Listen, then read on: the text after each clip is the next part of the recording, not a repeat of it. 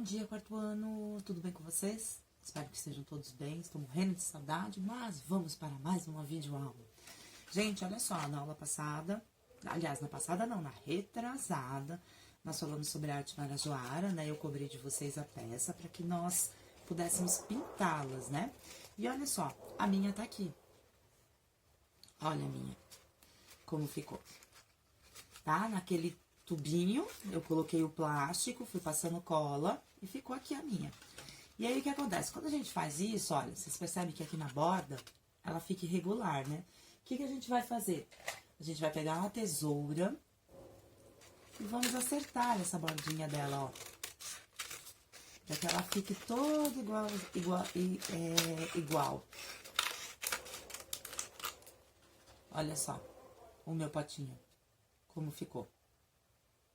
Tá? E agora, pra pintar ele, o que a gente vai fazer? Muito fácil pra gente pintar. A gente vai utilizar canetinhas. Lembra que a arte marajoara, a gente tinha algumas cores para serem seguidas, né? Eles utilizavam geralmente, né, o preto, o marrom, né? E eu peguei aqui um pouco de vermelho também. Por quê? Porque a gente vai fazer o desenho aqui como se fosse uma arte marajoara. Então, vocês voltam lá naquele vídeo da arte marajoara para que a gente possa desenhar, né? A gente sabe que a arte marajoara, ela é feita desses risquinhos, né? Assim, ó. Olha só.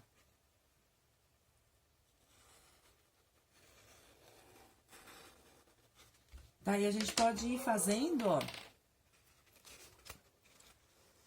na volta dele todinho, ó. Eu escolhi triângulos aqui, ó.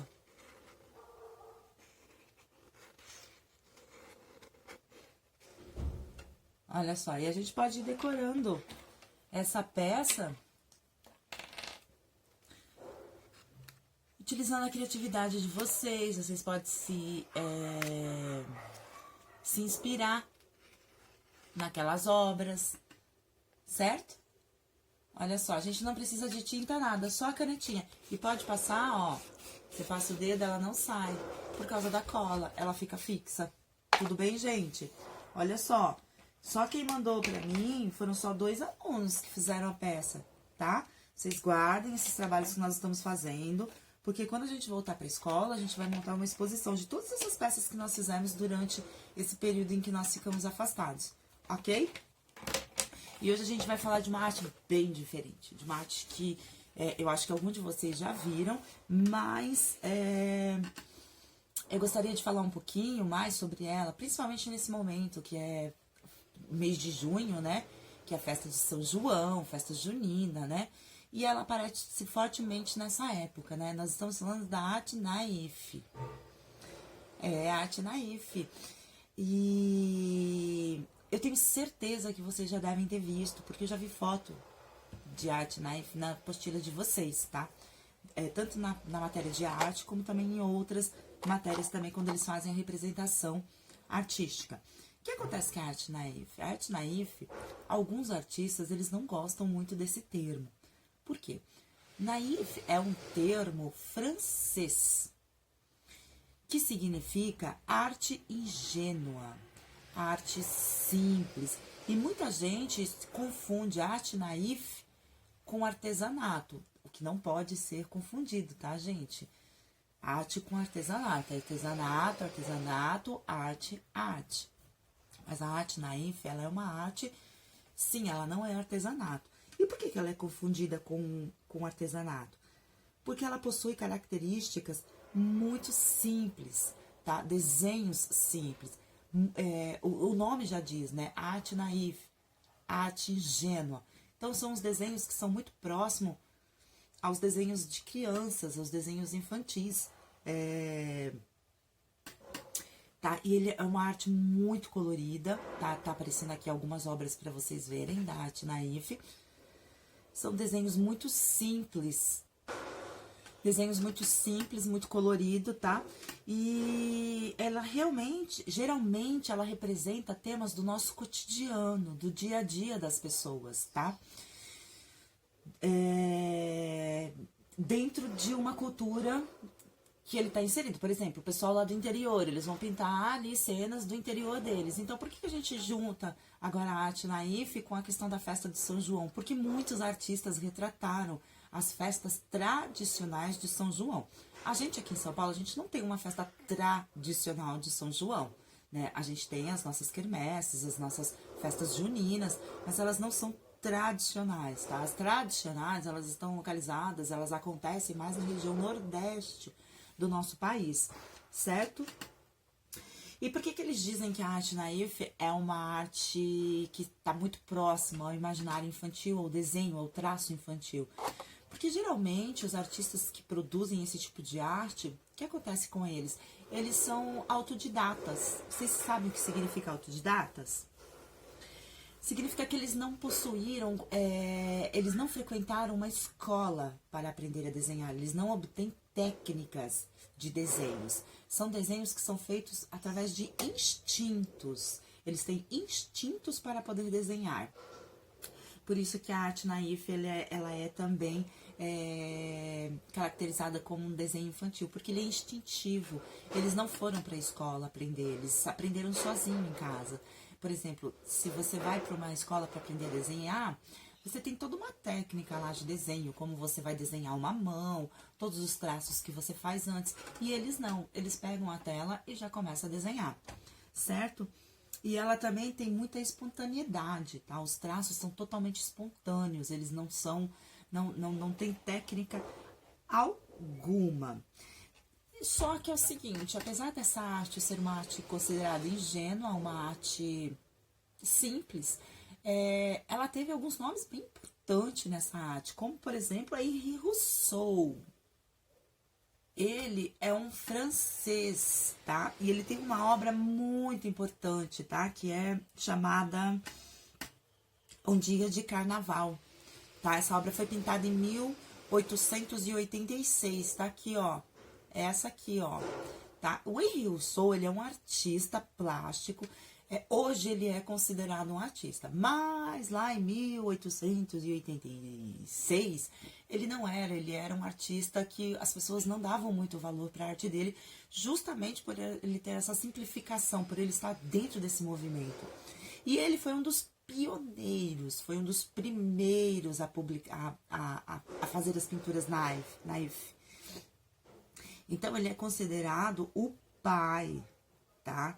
O pai da arte naif, ele é o grande percussor, foi o primeiro que apareceu com esse tipo de arte, tá?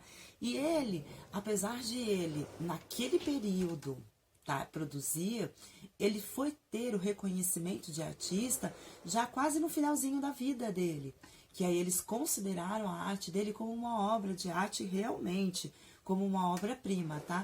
E o Henri Rousseau, ele também não teve ensino acadêmico, tá? Ele não foi para a Academia de Belas Artes para aprender a desenhar, para produzir obras de artes, tá? E entre eles, na verdade, eu abordei esse tema porque eu gostaria de falar sobre uma arte local, sobre os artistas locais, né? A gente tem o Henri Rousseau, que é um francês que viveu lá na França, mas aqui no Brasil a gente também tem alguns representantes muito fortes desta arte. Aqui no Brasil nós poderíamos destacar a Djanira da Mota, tá? E o que é mais legal, a Djanira da Mota é aqui de São Paulo, tá? Ela nasceu aqui no interior de São Paulo. E a Djanira também, como Rousseau, ela também não teve formação acadêmica. Ela pintava por instinto, tá? Era uma coisa que vinha de dentro dela. Ela não foi na academia para aprender a desenhar, para aprender a pintar, tá? E a Djanira da Mota, ela tinha uma característica que ela costumava pintar muito a questão da religiosidade. E ela mesclava a religiosidade ali com as paisagens brasileiras ali do interior de São Paulo. Entendeu, gente? E nós temos também, entre a Djanira, nós temos outros vários artistas, como, por exemplo, a Maria Auxiliadora, que também é aqui de São Paulo. E a Maria Auxiliadora, ela fez parte de um grupo que era ali de Embu das Artes, que eles se reuniam para produzir obras. E em Embu das Artes, tem uma feira de artesanato lá, que é muito comum você encontrar telas de arte naif ainda é muito comum, tá? E nós temos, entre outros nomes, também nós temos a Araci, todos aqui de São Paulo, e eles costumavam realmente a retratar esse cotidiano, o cotidiano ali da cidadezinha do interior, as festas que estão ligadas à religiosidade, eles costumavam a pintar, a retratar coisas assim, mais simples, o cotidiano das pessoas. E a arte naif, ela também tem umas características que são próprias dela, tá? Antigamente ela não era considerada como arte, hoje ela é considerada como arte, né? Como eu falei, tá? Então, olha só, o que ela tem? Ela tem a bidimensionalidade, tá? Ou seja, as telas das artes naif, o que acontece? Eles não têm perspectiva, ou seja, você não olha, você não parece que você está entrando na tela, ela não tem aqueles caminhozinhos que dá profundidade à tela. Não, as telas geralmente elas são pintadas em um plano só. Então essa bidimensionalidade, ela é presente não só no suporte, que é uma tela bidimensional, como também na forma de pintar, dentro da bidimensionalidade. Tá? As cores, são cores muito vibrantes, é uma tela muito colorida. As cores são totalmente vibrantes, muito vermelho, muito azul, cores fortes, tá? E os temas são temas alegres, temas de festas, religiosidades, o cotidiano das pessoas, o dia a dia ali do interior, tá? Totalmente figurativo, tá? Não existe na arte naif abstrata, não, ela é totalmente figurativa. Vocês veem aqui, ó, vocês podem ver nas obras que eu estou pondo, os desenhos ali todo bonitinho, as igrejinhas, os homenzinhos, né? Ali nessa questão da festa de São João, vocês veem as bandeirinhas, né? E que mais? Totalmente simétrico também, os bonequinhos são simétricos, as pinturas vocês conseguem ver os dois lados iguaizinhos, né? E a idealização da natureza, que seria o quê? Essa idealização da natureza? Temas extraídos da natureza, né? Eles pintavam, eles retratavam realmente a natureza. Então, olha só, hoje eu quis trazer um pouquinho dessa arte naif para vocês. Esqueci de uma coisa importante. Nós já conhecemos um artista que produz a arte naif, só que ele não produz tela. Lembra quando nós conhecemos o Mestre Vitalino? Pois é, o Mestre Vitalino também é um dos representantes da arte naif. Porque o Mestre Vitalino, além da forma simplificada dos traços, dos bonequinhos dele ser super simplificado, não ser aquelas esculturas, né, todas trabalhadas, são esculturas simples, a questão do colorido delas também, muita cor. E o Mestre Vitalino, ele também não possuía ensinamentos técnicos, tá? Ele aprendeu tudo por uma questão de instinto, ele aprendeu ao ver a mãe dele trabalhando. Lembra que eu falei que a mãe dele fazia peças utilitárias e ele pegava um pedacinho ali de argila e ia montando os bonequinhos para que ele pudesse brincar, numa construção, numa ideia de construir brinquedos, né? Então, o Mestre Vitalino, ele também é um representante muito forte da arte naif dentro do Brasil, tá? Então, agora vocês podem ver que, apesar dela não ser uma arte dotada de técnicas, mas ela é uma arte que existem representantes muito fortes no Brasil, por ser considerada uma obra de arte, obras de artes, certo, gente? E eu quis trazer essa obra de arte, esse tipo de arte, arte naif, por quê? Porque, infelizmente, né, a gente não tá podendo sair, né? Nós estamos no meio, né, da pandemia. Só que o que acontece? Aqui em Diadema, nós temos o Museu de Diadema. E o Museu de Diadema, ele é basicamente composto de obras de artes naif, tá? Existem ali dentro muitas peças de muitos artistas locais, ou seja, artistas aqui de Diadema mesmo, tá? Aqui das redondezas, Diadema, São Bernardo, certo? E eu quis trazer também, por quê? Porque nós estamos num mês muito importante na comemoração da festa de São João, nas festas juninas, né? Que é uma comemoração popular, que é uma festa da população, que é uma festa regional, né? Mas que acaba se expandindo por todo o Brasil, porque ela faz parte da nossa cultura. Ok, gente? Então a gente fez a junção da festa junina com a arte naif, tá? Então, não é porque a arte naif é considerada uma arte ingênua, uma arte simples, que ela não é tão importante quanto todas as outras que nós temos, correto? Gente, eu espero que vocês tenham gostado, apreciem as obras aqui. E a finalização, tá? Por gentileza, finalizem a peça de vocês. Olha só, eu fiz mais alguns risquinhos aqui, ó, na minha, ó, tá? Então, finalize a peça de vocês, porque quando a gente voltar, a gente vai fazer uma super exposição com todas essas peças que nós produzimos durante a quarentena, ok? Muito obrigada e até a próxima.